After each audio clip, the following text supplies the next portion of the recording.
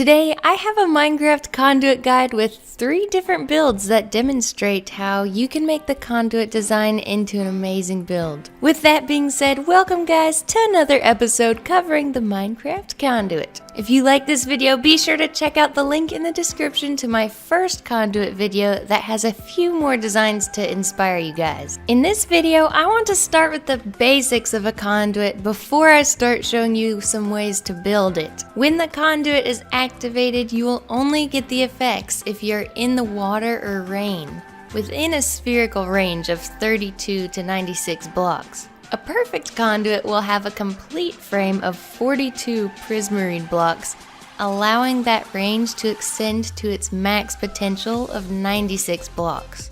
With a perfect frame like this, any mobs within 8 blocks of the conduit will take damage every 2 seconds until they eventually pass on. If you use prismarine slabs, stairs, or a double slab block, the conduit will not count those blocks. So only expect to use those blocks around the conduit if it is for decoration purposes. You may also use the conduit as a permanent water source since the water inside a conduit can't be absorbed by a sponge. The conduit also increases mining speed, attack speed, and gives the effect of night vision. With all of those things in mind, we can now take a look at some of the epic designs using 2 of the conduit shapes that I would recommend using. The first design that I have to show you guys is this gorgeous underwater coral cave. The conduit is exposed and you can see that on the inside I have used the triple ring conduit, which reaches the 96 block radius that we want. Remember that I do have the world download in the description if you guys want to get a closer look or copy and paste these builds into your worlds when World Edit comes out for this version. For this design, I used gray and black concrete for the tunnel part of the design, and then I used the light and dark green terracotta colors for the top of the cave.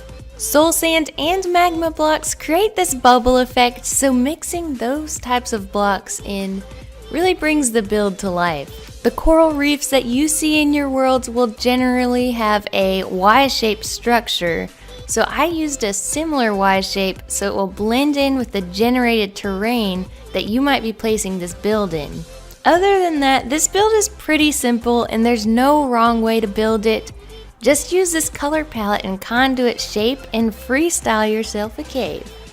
This next design is one of my favorites. This design is really simple to replicate because the whole center shape of the build is built off one of the conduit structure's shape that I showed you guys at the beginning of the video. The conduit is inside the center of this gorgeous wishing well. Having a wishing well in this sparkly ocean water really feels magical. We also included a lot of the brand new blocks that were introduced in this update, like the stripped logs and the new trapdoors.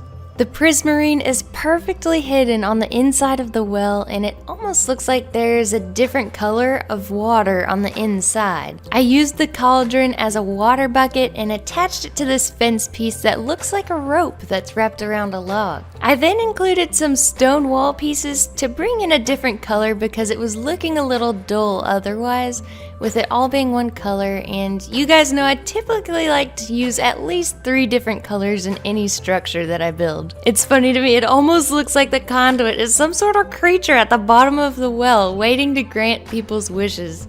Last but not least, we have this amazing underwater willow cherry blossom looking tree.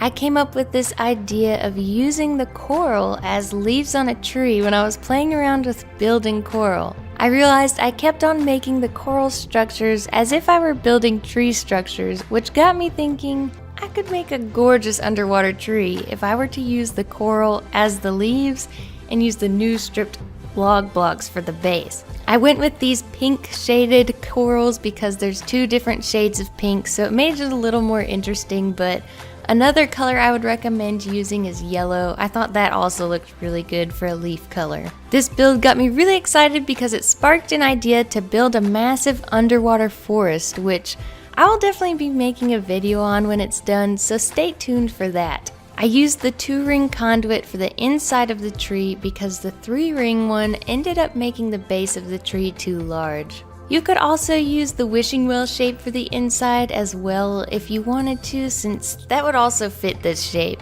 This tree almost feels like a Winnie the Pooh house, except underwater. So I felt the need to add this cute stingray next to the tree as if it were his home. The lovely plants surrounding the tree are kelp plants, and I put iron bars over them because otherwise the plant would grow all the way to the surface of the water, and we are in a very deep ocean, so that would not look very good. These plants almost seem like the ocean's vines with how they grow. Remember guys to subscribe and turn on your notifications so you know when I release my underwater forest video. Thank you guys for all of the support. I hope that you enjoyed this video, and as always, I will have the world download for these builds in the description. I'll catch you next time.